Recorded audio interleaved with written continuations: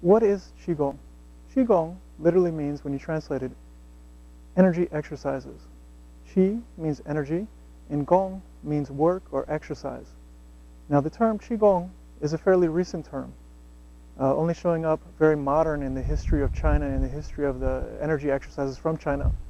Traditionally, before the term Qigong was coined, the exercises that are now called Qigong were traditionally called either Neigong or Daoyin. Neigong means internal work, internal exercises, and Daoyin means exercises that lead and guide. In other words, you perform postures that lead and guide the energy different places. But nowadays, the term Qigong is used as a blanket term for everything that's energy exercises. There are many, many different types of Qigong exercise. There's probably thousands and thousands of different styles of Qigong, each one different, each one doing a different thing, and each one has its own aspects, different things about it that are different, ways to train them, different prohibitions.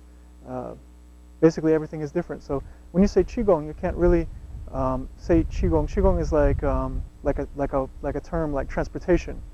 If you ask somebody what kind of transportation do they have, you know, they're going to tell you, I have a car. But even a car isn't that descriptive. They can have a sports car, they can have a van, they can have a minivan, they could have a truck, they could have a semi. It's all different. So Qigong is like the same. It's like saying transportation. There's many, many different types of Qigong.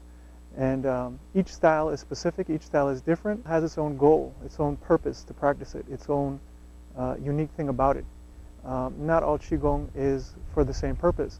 There's Qigong for many different things. We'll get into that in another video.